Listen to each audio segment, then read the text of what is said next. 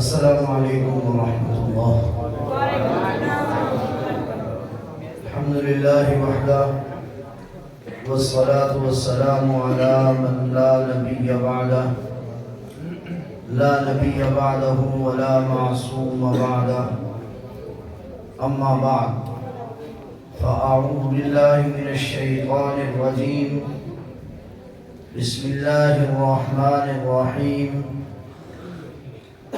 وعلم آدم الأسماء كلها ثم عرضهم على الملائكة فقال أنبئوني بأسماء هؤلاء إن كنتم صادقين. سبحان الله. قال الله تبارك وتعالى اقرأ باسم ربك الذي خلق خلق الإنسان من علق اقرأ وربك الأكرم الذي علم بالقلم علم الإنسان ما لم يعلم. قال النبي صلى الله عليه وسلم تبركوا بالقرآن فإنه كلام الله وخرج منه. سبحان الله. قال النبي صلى الله تعالى عليه وسلم خيركم من تعلم القرآن وعلمه. قال النبي صلى الله تعالى عليه وسلم إنما بعثت معلما. صدق الله وصدق رسوله النبي الكريم ونحن على ذلك لمن الشاهدين والشاكرين والحمد للہ رب العالمین. محبت کے ساتھ درود پڑھ لیجیے.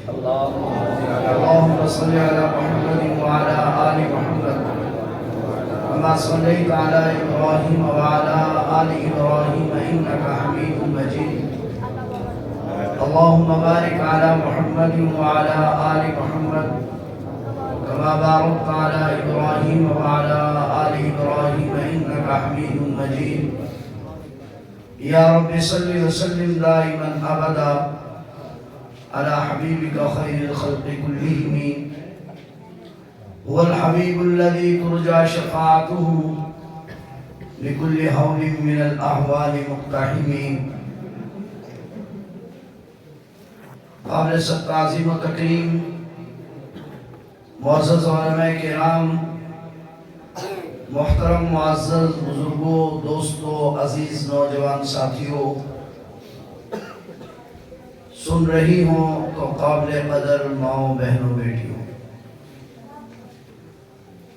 آج کا یہ اجتماع ہمارے اس ادارے کا سالانہ اجتماع ہے. ادب سے آپ کے اس علاقے میں حاضری کا آج پہلی بار اتفاق ہو رہا ہے. مخدوم و مکرم و محترم حضرت مولانا شاہد معاویہ صاحب دامت برکاتہم کے حکم پر حاضری ہوئی ہے. مجھے زیادہ لمبی بات نہیں کرنی. دعا فرمائے اللہ جل شانہ کچھ مقصد کی بات کرنے کی توفیق نصیب فرمائے، اور اللہ جل شانہ مجھے وہ کہنے کی توفیق عطا فرمائے جس پر خود مجھے عمل کی توفیق ہو جائے. اس وقت میں نے قرآن کریم اور مدرسے کے حوالے سے کچھ بات کرنی ہے.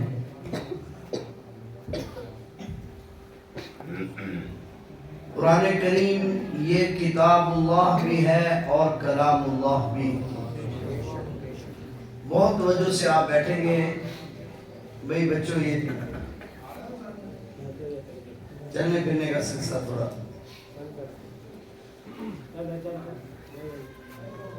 بس جانا تو چلے جاؤ، تھوڑی دیر میں اٹھیں. توجہ میری طرف رہے. قرآن کریم یہ کلام اللہ بھی ہے اور کتاب اللہ بھی. باقی جتنی کتابیں نازل ہوئی ہیں وہ سب کی سب کتاب اللہ تو ہیں، کلام اللہ نہیں۔ ان کتابوں کو اللہ جل شانہ نے اتارا تو ہے، نازل تو کیا ہے، مگر ان کتابوں کی خود اللہ نے تلاوت نہیں کی۔ اس کتاب کو یہ اعزاز حاصل ہے کہ اس کتاب کو نازل کرنے سے پہلے خود خلاق عالم نے اس کو تلاوت فرمایا۔ نمبر 2، پہلے جو کتابیں اترتی تھی وہ کتابیں نبوت پر نازل ہوتی تھی، اللہ کے نبی پر۔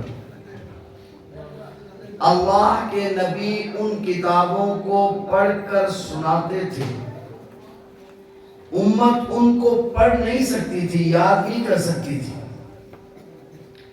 لکھا ہے کتابوں میں کہ تورات موسیٰ علیہ السلام کو لکھی ہوئی ملی، موسیٰ علیہ السلام اس کی تلاوت فرماتے تھے اور امتی اس کو صرف سنتے تھے۔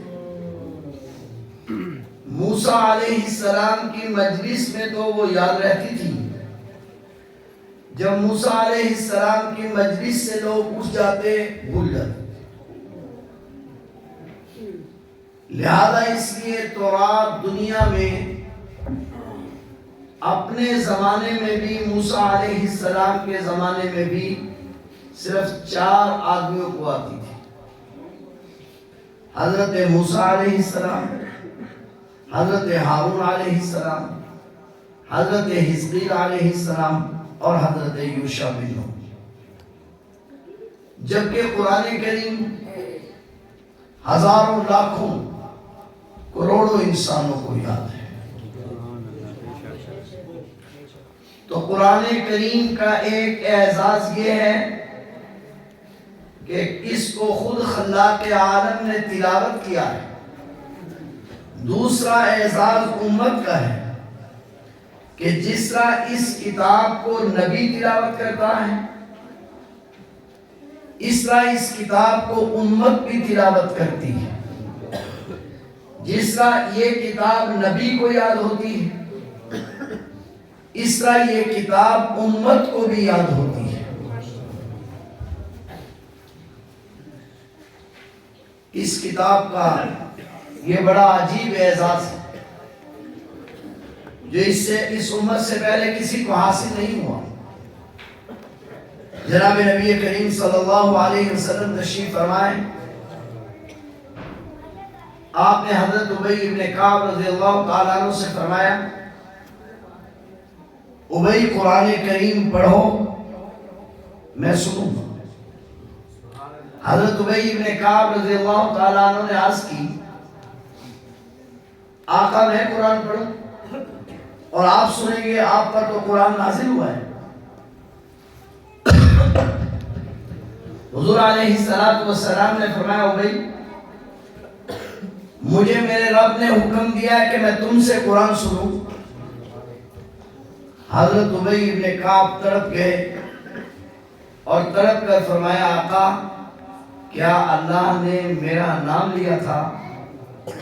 تو حضور علیہ السلام نے فرمایا کہ ہاں، اللہ نے تیرا نام لیا تھا۔ یہ قرآن کریم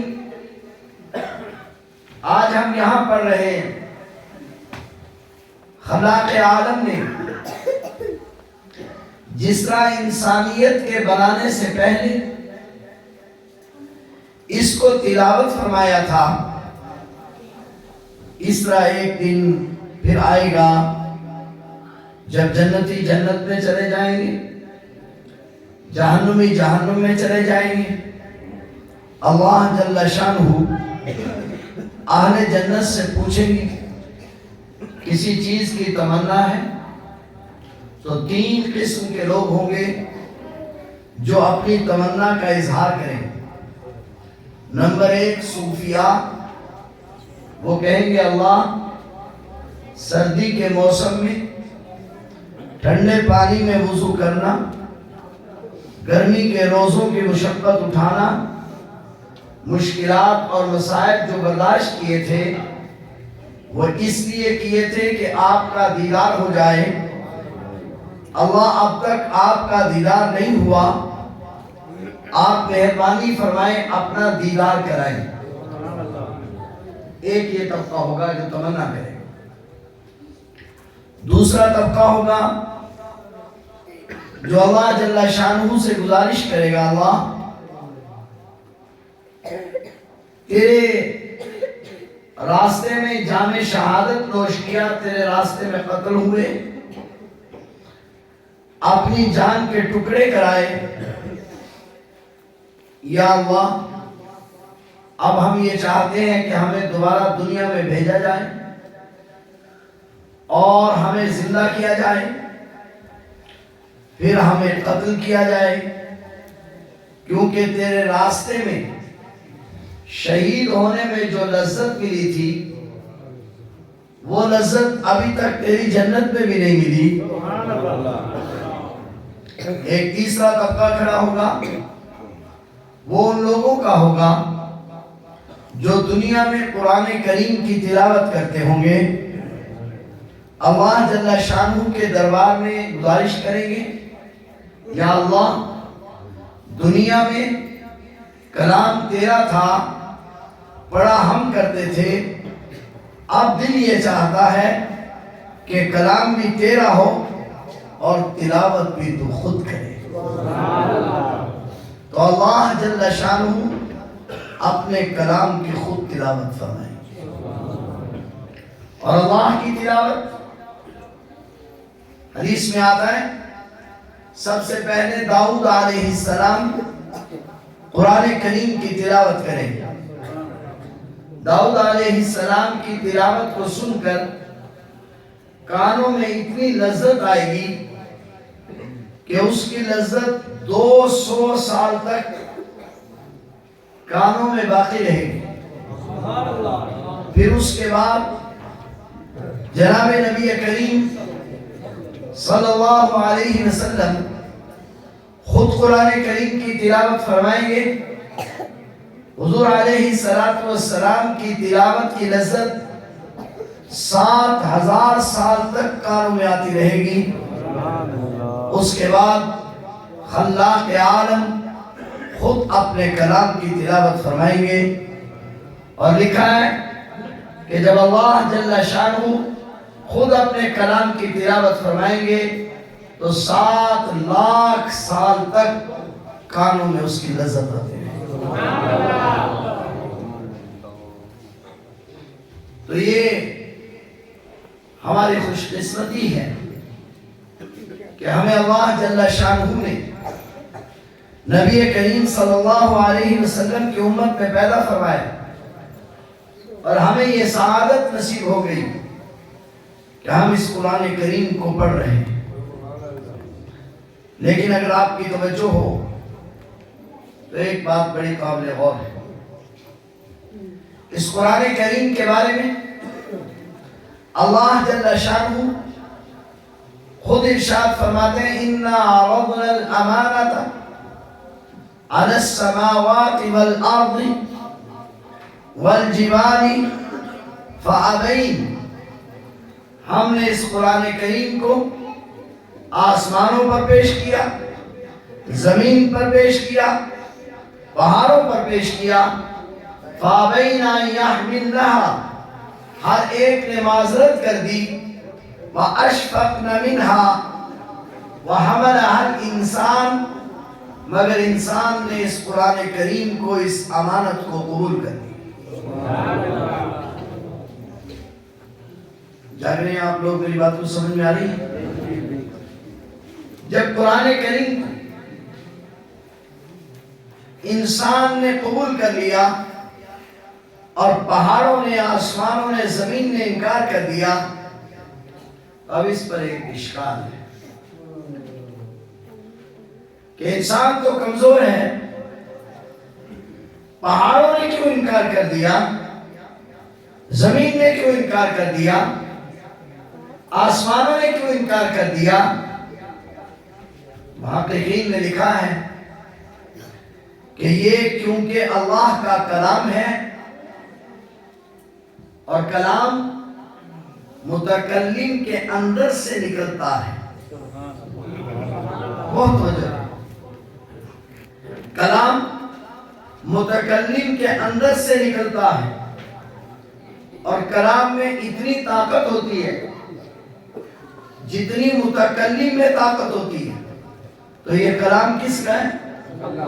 سارے بولیں گے یہ کلام کس کا ہے؟ کلام اللہ کا ہے. اللہ اس کا متکلم ہے اور یہ متکلم کے اندر سے نکلا ہے اور اللہ کا کلام ہے اس لیے تجلیات سے بھرا ہوا ہے. اور تجلی تو ایک کوہ طور پر پڑی اور وہ جل کے راکھ ہو گیا. اگر یہ قرآن براہ راست پہاڑوں پر اترتا وہ جل کے راکھ ہو جاتا. یا آسمانوں پر اترتا وہ جل کے راکھ ہو جاتا. زمین پر اترتا وہ جل کے راکھ ہو جاتا. اس لیے خلاق عالم نے اس کو آسمانوں پر نہیں اتارا, اس کو پہاڑوں پر نہیں اتارا, اس کو زمین پر نہیں اتارا, اس کو ایک ایسے سینہ مبارک پر اتارا جو سینہ اقدس جمال سے بھرا ہوا تھا.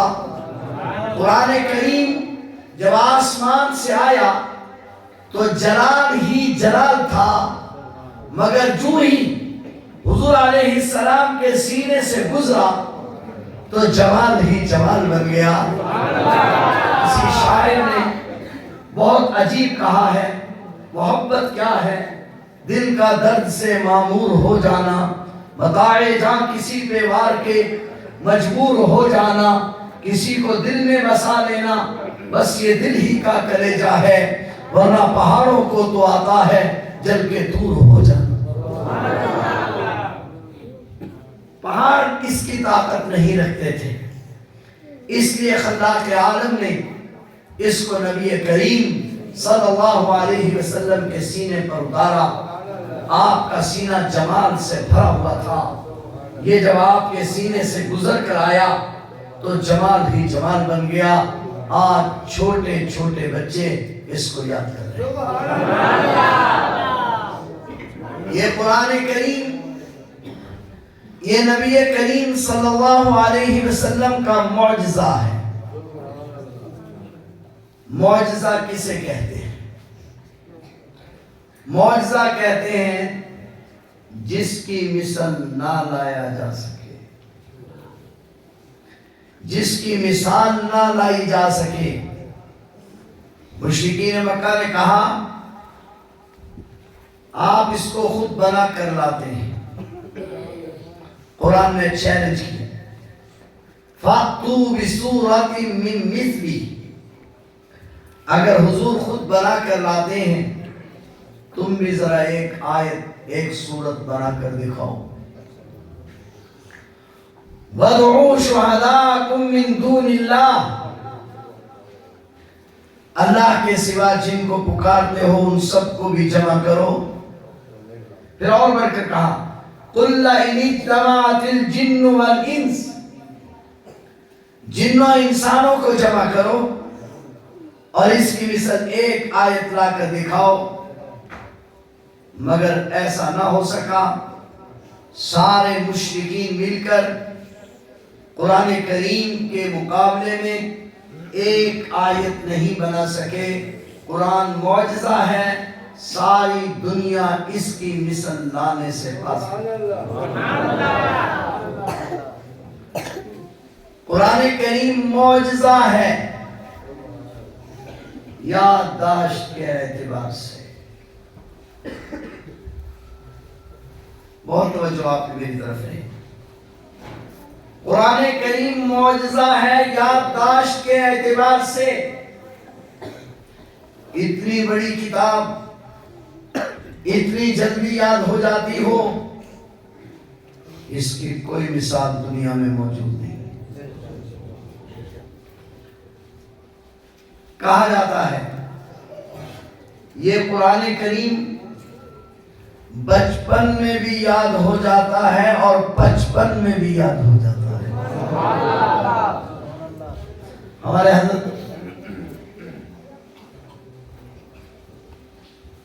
حضرت رائے پوری، حضرت پالن پوری رحمہ اللہ تعالیٰ سے جب کوئی پوچھتا کہ آپ حافظ ہیں تو آپ فرماتے کہ میں حافظ تو ہوں مگر 55 کا، کیونکہ آپ نے 55 سال کی عمر میں قرآن کریم حفظ کیا.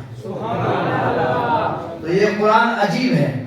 میں کیا کہہ رہا ہوں، بچپن میں بھی یاد ہو جاتا ہے اور بچپن میں بھی یاد ہو جاتا ہے.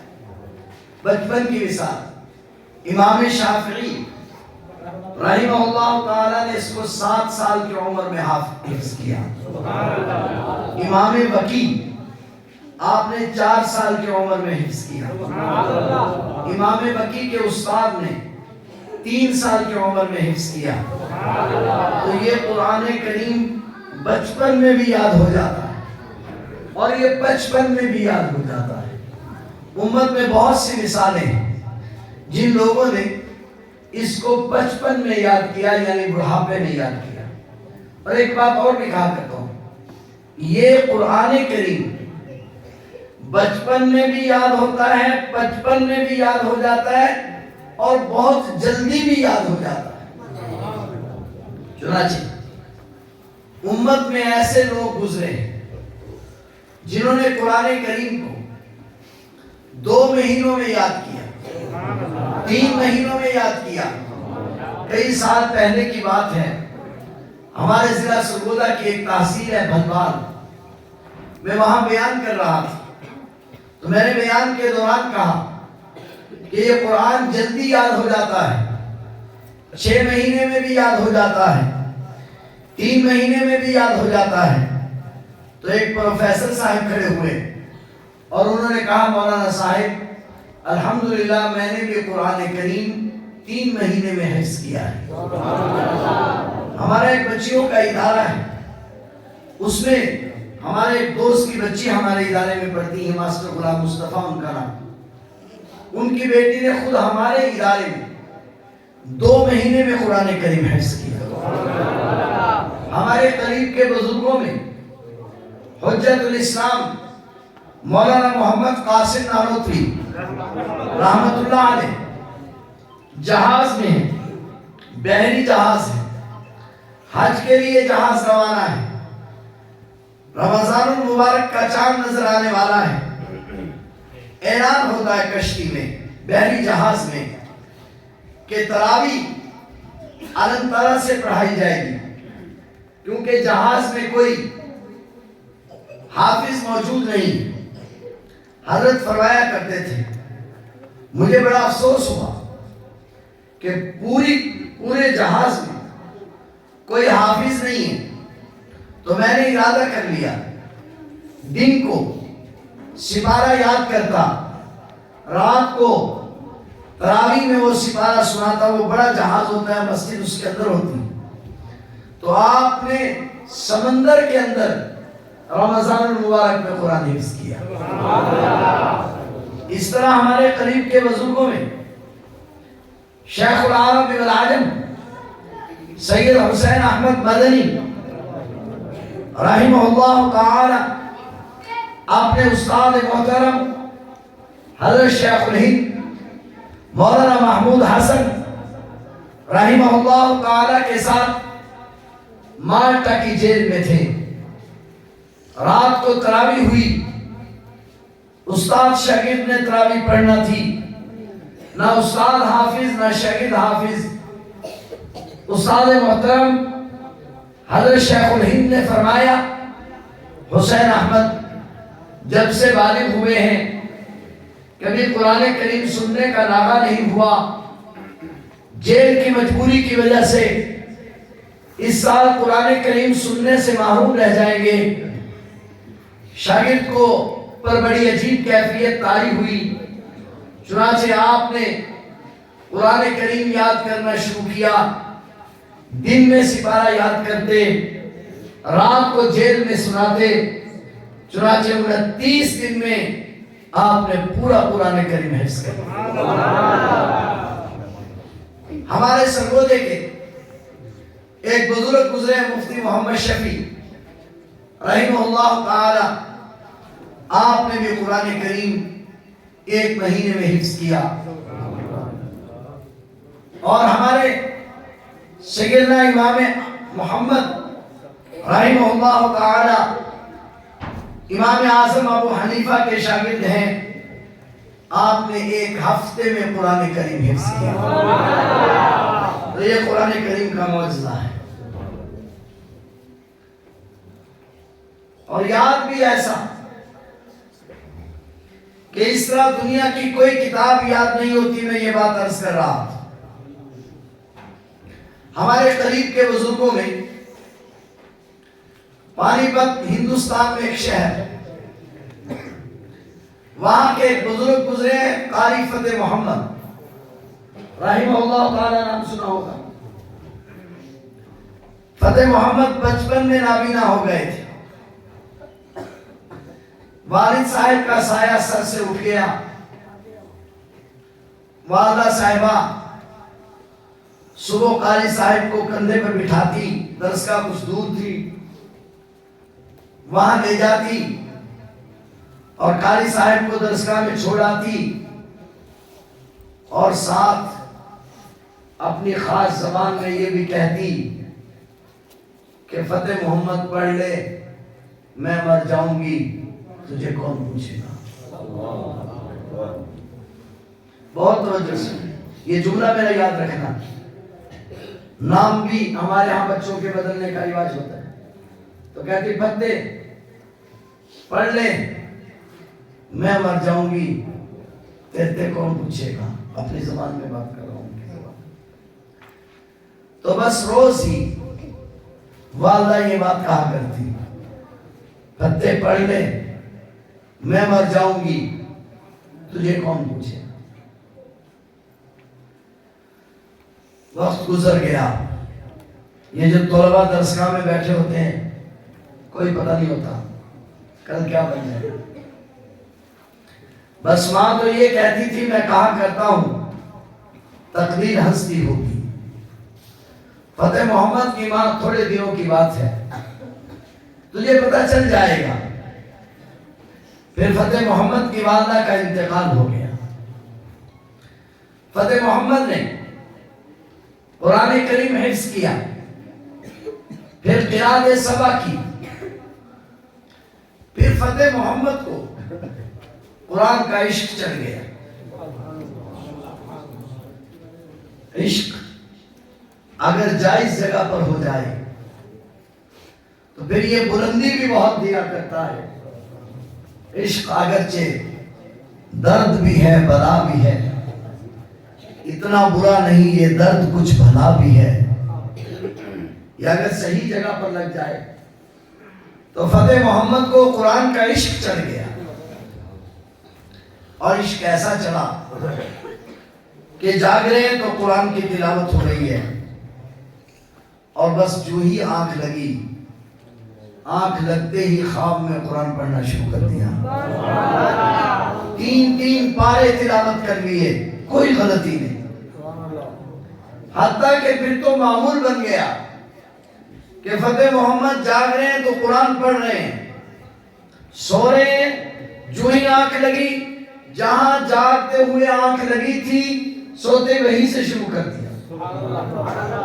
پھر 2 گھنٹے 3 گھنٹے 4 گھنٹے کے بعد آنکھ کھلی، جتنا خواب میں پڑھا گیا، جو ہی آنکھ کھلی پھر آگے پڑھنا شروع کر دیا۔ ایک زمانہ آیا، قاری فتح محمد کہنے لگے کہ اگر میں چاہوں تو من الجنۃ والناس سے پڑھنا شروع کروں اور الف لام میم تک الٹا پڑھوں، مگر اس لیے نہیں پڑھتا کہ اکابر نے پڑھا نہیں ہے، تو کوئی غلطی نہ آئے۔ سالہ سال گزر جاتے، غلطی کا تصور بھی نہ ہوتا۔ قاری فتح محمد کو جو قرآن سے عشق ہوا، اب قرآن کیونکہ خود بلند ہے، فتح محمد اس کے ساتھ لگ گیا، اب قرآن نے فتح محمد کو اٹھایا۔ قاری فتح محمد ہندوستان سے کراچی سے پھر مدینہ طیبہ چلے گئے اور مسجد نبوی میں مدرس ہو گئے. یہ کس کی بات کر رہا ہوں؟ جس کو ماں کہتی تھی میں مر جاؤں گی تجھے کون پوچھے گا. فتح محمد مدینہ طیبہ میں چلے گئے.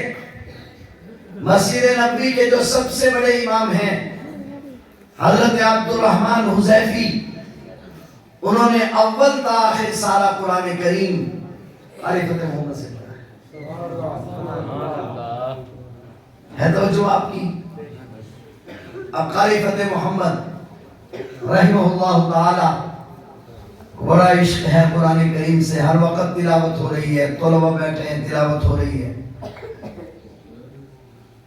اسی اسنا میں قاری فتح محمد کی زبان پر فالج ہو گئے. اب قرآن کریم کی تلاوت سے معذور ہو گئے. اب 10 طلبہ کی ڈیوٹی لگی کہ وہ ہر وقت قرآن کریم پڑھتے رہتے، قاری فتح محمد سنتے رہتے. وفات سے 3 دن پہلے قاری فتح محمد رحمہ اللہ تعالی قومے میں چلے گئے، سکتے میں چلے. مگر یہ طلبہ جن کی ڈیوٹی تھی یہ پھر قرآن پڑھتے رہتے. تو جب یہ بچے قرآن پڑھتے طلبہ، ان میں پاکستان کے 2 مشہور قاری بھی تھے، قاری طاہر رحیمی اور قاری عالمگیر رحیمی رحمہم اللہ تعالی. دونوں فوت ہو چکے ہیں. قاری عالمگیر صاحب تلاوت فرما رہے تھے، قاری طاہر صاحب سن رہے تھے. قاری فتح محمد کو قومے میں گئے، دوسرا دن تھا. قاری عالمگیر صاحب سورہ یاسین کی تلاوت کر رہے ہیں. چلتے چلتے قاری عالمگیر صاحب اس آیت پر پہنچے، سلام قولا من رب الرحیم. تلاوت کے دوران چلتے چلتے غلطی لگی اور سلام قولا من رب الرحیم کی بجائے سلامن قولا من رب الرحیم کہہ دیا. قاری فتح محمد جو 2 دن سے قومے میں تھے، قاری فتح محمد توجہ پوری میری طرف رہے، 2 دن سے قومے میں ہیں. آج قاری عالمگیر صاحب تلاوت کے دوران بھولے اور سلامن کی بجائے سلامن کہہ دیا تو قاری فتح محمد کی گردن ہلی. قاری طاہر رحیمی نے لقمہ دیا، سلام قولا من رب رحیم. قاری عالمگیر نے تلاوت درست کی اور پڑھا سلام قولا من رب رحیم، پھر گردن ہلی. تیسرا دن ہوا، قاری فتح محمد کا انتقال ہو گیا. فجر کی نماز کے بعد مسجد نبوی میں جنازہ ہوا. کس فتح محمد کا؟ جس کو ماں کہتی تھی، یاد آئی ہے بات؟ جس کو ماں کہتی تھی فتح میں مر جاؤں گی تجھے کون پوچھے گا. بہت توجہ سے بیٹھے. مسجد نبوی میں جنازہ ہوا. قاری عبدالرحمن حذیفی نے اپنے ہاتھ سے غسل دیا، کفن پہنایا، جنازہ کے لیے لے آئے، جنازہ پڑھایا. 10 لاکھ سے زائد لوگوں نے قاری فتح محمد کا جنازہ پڑھا. جنازہ پڑھنے کے بعد جنت البقیع میں توجہ پوری میری طرف رہے. جنت البقیع میں قاری فتح محمد کو تدفین کے لیے لایا گیا. عرب میں دستور یہ ہے کہ جو آدمی فوت ہو جاتا ہے تو تعزیت گھر پر جا کر نہیں قبرستان میں کی جاتی ہے. اس لیے جو آدمی کسی کا بیٹا، بھائی، بھتیجا ہوتا ہے وہ قبرستان میں کھڑے ہو کر تدفین کے بعد اعلان کرتا ہے کہ میں فلاں آدمی کا بیٹا ہوں، میرے باپ کا انتقال ہوا ہے، مجھ سے تعزیت کی جائے۔ قاری فتح محمد کو قاری عبدالرحمن حذیفی نے، مسجد نبوی کے سب سے بڑے امام نے، جن کو آج 50 سال سے زائد مسجد نبوی کی امامت میں ہو گئے، انہوں نے اپنے ہاتھوں سے قاری فتح محمد کو قبر میں اتارا اور اتار کر کہا آج میرے باپ کا انتقال ہو گیا ہے، مجھ سے تعزیت کیجیے۔ جس کو ماں کہتی تھی فتح میں مر جاؤں گی، تجھے کون پوچھے گا، جب تک بکے نہ تھے کوئی پوچھتا نہ تھا، فروخت جو ہوئے انمول ہو گئے۔ بہت توجہ ہے، کہاں دفن کیا گیا؟ جنت البقیع۔ بہت توجہ، کہاں دفن کیا گیا؟ جنت البقیع۔ قاری فتح محمد رحمہ اللہ تعالی کو جنت البقیع میں دفن کیا گیا۔ کہاں؟ حضرت امام نافع کے قدموں میں۔ کس کے قدموں میں؟ امام نافع یہ قرات کے اس امت میں پہلے امام ہیں۔ امام نافع کے قدموں میں دفن کیا گیا۔ امام نافع خود کہاں دفن ہے؟ امام مالک کے قدموں میں۔ اور امام مالک کہاں دفن ہے؟ حضرت عثمان غنی کے قدموں میں۔ جس کو ماں کہتی تھی میں مر جاؤں گی، تجھے کون پوچھے؟ تو قرآن خود بلند ہے، اپنے پڑھنے والوں کو، اپنے چاہنے والوں کو خود بلند کر دیتا ہے۔ لہذا جن کا بھی رشتہ ناتا اللہ کے قرآن سے ہو گیا، وہ کیا ہو گئے؟ وہ بلند ہو گئے۔ بولو کیا ہو گئے؟ وہ بلند ہو گئے۔ تو میں ایک بات یہ عرض کرنا چاہتا ہوں کہ یہ قرآن کریم معجزہ ہے، یہ قرآن کریم مالک کی کلام ہے، یہ قرآن کریم یادداشت میں آسان ہے، یہ قرآن کریم یہ ایک ایسا معجزہ ہے کہ اپنے ساتھ لگنے والوں کو بلند کر دیتا ہے۔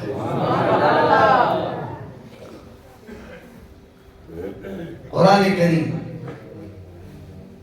دنیا میں ایک ایسی چیز ہے جس کا دیکھنا بھی ثواب ہے، پڑھنا بھی ثواب ہے، فقط دیکھ لینا یہ بھی ثواب ہے، سننا بھی ثواب ہے۔ اللہ تعالیٰ سے دعا ہے کہ اللہ جل شانہ ہمیں قرآن کریم کو پڑھنے کی توفیق نصیب فرمائے۔ یہ عجیب کتاب ہے، توجہ ہے آپ کی سب کی؟ میری بات کو سمجھ میں آ رہی ہے؟ امام احمد بن حنبل رحمہ اللہ تعالیٰ کے بارے میں کتابوں میں لکھا ہے کہ آپ کو 99 مرتبہ خواب میں اللہ تعالیٰ کی زیارت ہوئی۔ دنیا میں کوئی انسان اس ظاہری آنکھ کے ساتھ اللہ کو نہیں دیکھ سکتا، مگر نیند میں ظاہری آنکھ بند ہو جاتی ہے اور دل کی آنکھ کھل جاتی ہے۔ تو امام احمد بن حنبل کو 99 مرتبہ خواب میں اللہ کی زیارت ہوئی۔ جب بھی زیارت ہوتی تو امام احمد بن حنبل اللہ سے پوچھتے یا اللہ تیری محبت کا سب سے بڑا ذریعہ کیا ہے؟ اللہ فرماتے میرے قرآن کی تلاوت ہے۔ 99 مرتبہ ایک ہی سوال پوچھا اور ایک سوال کا ایک ہی جواب ملا کہ میرے قرآن کی تلاوت میری محبت کا ذریعہ۔ پہلی بات یہ ہوئی کہ یہ اللہ کا کلام ہے، کلام معجز ہے۔ اللہ تعالی ہمیں اس کو پڑھنے، سمجھنے، عمل کرنے کی توفیق عطا فرمائے۔ اس کے پڑھنے پر کیا ملے؟ حدیث میں آتا ہے نبی کریم صلی اللہ علیہ وسلم نے فرمایا اے علی قرآن پڑھ اور پڑھا، اس حالت میں اگر تیرا انتقال ہو گیا تو تجھے کل شہداء کے ساتھ اٹھایا جائے گا۔ ایک روایت میں آتا ہے آپ نے فرمایا علی قرآن پڑھ اور پڑھا، اگر اس حالت میں تیرا انتقال ہو گیا تو تیری قبر کی زیارت کے لیے فرشتے اس طرح آئیں گے جس طرح لوگ بیت اللہ کی زیارت کے لیے آتے ہیں۔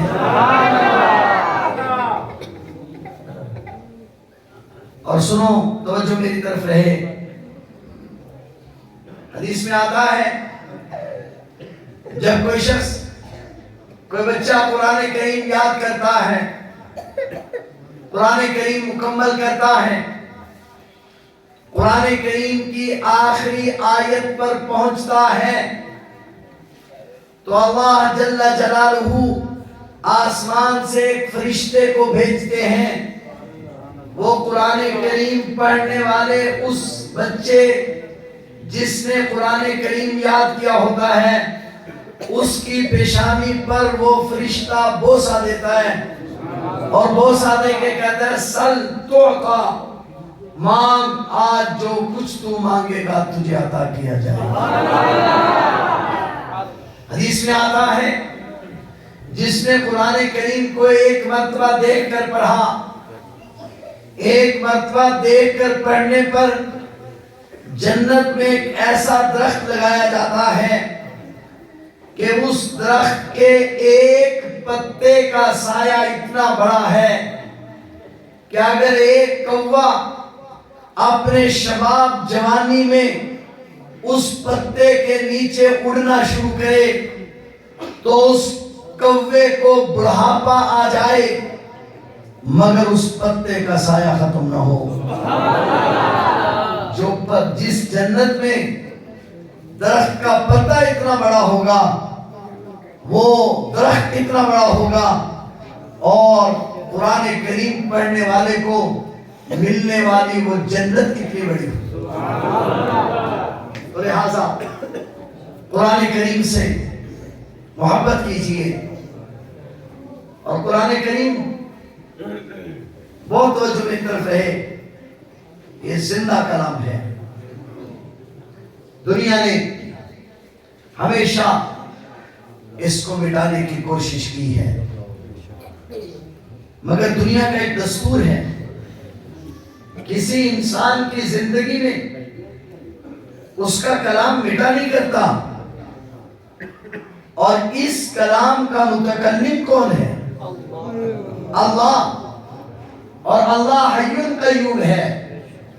جب کسی کی زندگی میں کسی کا کلام نہیں مٹا کرتا تو خلاق عالم تو ہمیشہ سے ہے، ہمیشہ رہے گا، لہذا اس کے کلام کو مٹانے والے مٹ گئے، مٹ رہے ہیں، مٹ جائیں گے، اس کا کلام باقی تھا، باقی ہے اور باقی رہے گا۔ سارے بولو باقی رہے گا۔ قرآن باقی تھا، باقی ہے اور باقی رہے گا۔ قرآن کریم کو مٹانے والے مٹ گئے، مٹ رہے ہیں اور مٹ جائیں گے، قرآن کریم باقی تھا، باقی ہے اور باقی رہے گا۔ اگر دوا مبارک پر گرا نہ ہو، بڑی عمر کے حضرات تشریف رکھتے ہیں، یاد ہے کسی کو، اس ملک کا ایک بادشاہ تھا، اس کا نام سکندر مرزا تھا۔ حضرت تشریف ہے، عائشہ نعرہ تکبیر، تو جو ہے آپ کی، میں کہہ رہا تھا قرآن باقی ہے، باقی تھا، باقی ہے، باقی رہے گا، مٹانے والے مٹ گئے، مٹ رہے ہیں، مٹ جائیں گے۔ اس ملک کا ایک صدر تھا، اس کا نام سکندر مرزا تھا۔ اس نے یہ اعلان کیا کہ مولویوں سے میں بڑا تنگ ہوں، میں نے چاندی کی ایک کشتی بنائی ہے، ان ملاؤں کو چاندی کی اس کشتی میں بٹھاؤں گا اور ان کو کالے پانی میں اتار کر آؤں گا۔ اس وقت ایک مرد قلندر، مجاہد ختم نبوت، مولانا غلام غوث ہزاروی رحمہ اللہ تعالی نے سکندر مرزا کے بارے میں 3 باتیں کہی۔ جب سکندر مرزا نے یہ کہا میں ان کو مٹاؤں گا، تو حضرت ہزاروی نے فرمایا سکندر مرزا تجھے اس ملک میں مرنا نصیب نہیں ہوگا، پھر کہا سکندر مرزا تجھے اس ملک میں دفن ہونا نصیب نہیں ہوگا. پھر کہا سکندر مرزا تجھے دنیا کی کوئی زمین قبول نہیں کرے گی. اور دنیا کا دستور ہے کہ حالات کے قدموں میں قلندر نہیں گرتا، ٹوٹے جو ستارہ زمین پہ نہیں گرتا، بڑے شوق سے گرتے ہیں سبھی دریا سمندر میں، مگر کسی دریا میں کبھی سمندر نہیں گرتا. حضرت ہزاروی نے کہہ دیا اور پھر چشم فلک نے دیکھا، یہاں سے بھاگا. لندن کے ایک ہوٹل میں سکندر مرزا ملازم ہو گیا. اسی ہوٹل میں ملازمت کے دوران سکندر مرزا کا انتقال ہو گیا. اس کو صندوق میں بند کر کے لندن میں امانتاً دفن کیا گیا. پھر کچھ عرصے کے بعد اس کے تابوت کو وہاں سے نکال کر ایران میں دفن کیا گیا. ایران میں جب انقلاب آیا سکندر مرزا کے تابوت کو نکال کر جلا دیا گیا. دنیا کی کسی زمین نے اس کو قبول نہیں کی. لہذا ہماری بقا اس میں ہے کہ ہم قرآن کے ساتھ ہو جائیں، ہم قرآن کریم کے ساتھ لگ جائیں. ایک بات مجھے حضرت تشریف لے آئے ہیں مدرسے سے متعلق کہنا ہے. مدرسہ کیا ہے؟ مدارس والے کیا کر رہے ہیں؟ اس کی کیا ضرورت ہے؟ بہت توجہ آپ کی ہو. دنیا کی جہاں آبادی ہوتی ہے ماہرین کہتے ہیں کہ آبادی کی جگہ پر ہسپتال کی ضرورت ہوتی ہے. ہوتی ہے یا نہیں ہوتی؟ جہاں آبادی ہو وہاں ڈاکٹر کی ضرورت ہوتی ہے یا نہیں ہوتی؟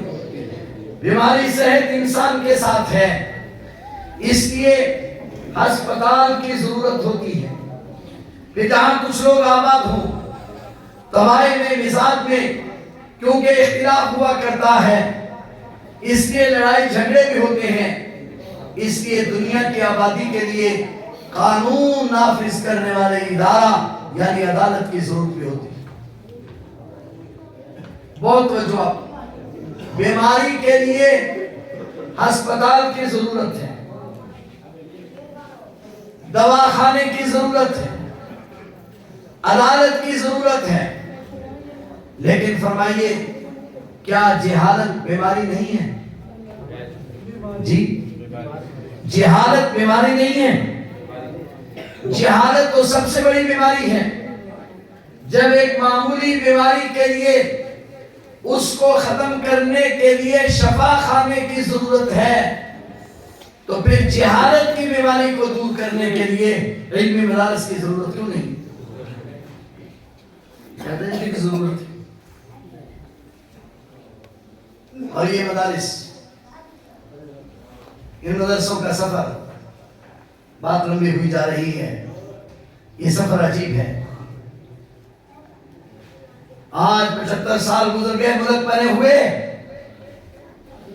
1 روپیہ فنڈ قرآن کریم کے پڑھانے کے لیے مختص نہیں کیا گیا. حتیٰ کہ نالی کا فنڈ رکھا گیا، قرآن پڑھانے کا فنڈ نہیں رکھا گیا.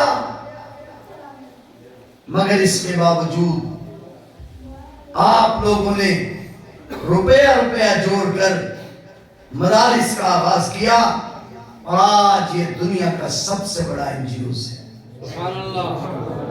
ہمارا ملک تعلیمی میدان میں دنیا میں 258ویں نمبر پر ہے. 258واں نمبر ہے دنیا میں ہمارا. دنیا میں 600 بڑی یونیورسٹی ہیں، جن میں ایک ہماری یونیورسٹی قائد اعظم یونیورسٹی اسلام آباد بھی ہے، جو آج تعلیم کے اعتبار سے 258 نمبر پر ہے. اور مدرسہ پاکستان کا مدرسہ آج پوری دنیا میں پہلے نمبر پر، جس کے لیے 40% بجٹ رکھا جا رہا ہے، وہ 258ویں نمبر پر ہے. اور جس کے لیے 1 روپیہ فنڈ نہیں ہے وہ پہلے نمبر پر ہے. بس آخری بات کہنا چاہتا ہوں، ہمارا دستور ہے، دنیا کا دستور ہے، کسی کی ہم اچھی گاڑی دیکھتے ہیں تو ہم کہتے ہیں بابا پیسہ بولتا ہے. کسی کا اچھا مکان دیکھتے ہیں ہم کہتے ہیں بابا پیسہ بولتا ہے. کسی کا اچھا باغ باغیچہ ہے ہم کہتے ہیں بابا پیسہ بولتا ہے. میرے اکابر فاضل علماء تشریف فرما ہیں. ارے کوٹھی کے پیچھے پیسہ بولتا ہے, بنگلے کے پیچھے پیسہ بولتا ہے, گاڑی کے پیچھے پیسہ بولتا ہے. 7 سال کا بچہ قرآن کریم کے 30 پارے حفظ کر کے سناتا ہے, اس کے پیچھے کچھ نہیں بولتا. ہمیں تو یاد نہ ہو کلمہ بھی, ہمیں تو یاد نہ ہو ایک سورت, اور یہ 6-7 سال کا 8 سال کا بچہ رمضان المبارک میں پورے 30 پارے سنائے, تو اس کے پیچھے استاد کی محنت بولتی ہے, والدین کی دعائیں بولتی ہیں.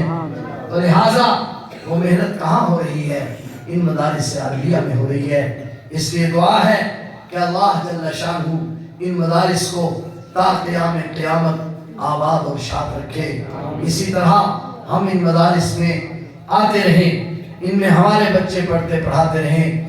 آج جس بچے کے سر پہ آج دستار فضیلت رکھی جائے گی, ہم سب کے مقدر میں یہ سعادت ہو, اور ہماری سب کی آنکھیں یہ منظر دیکھیں کہ ہمارے بچے قرآن کریم کے حافظ ہوں. اللہ جل شانہ ہم سب کی سعی کو اپنی بارگاہ میں قبول فرمائے. آخر دعوانا الحمد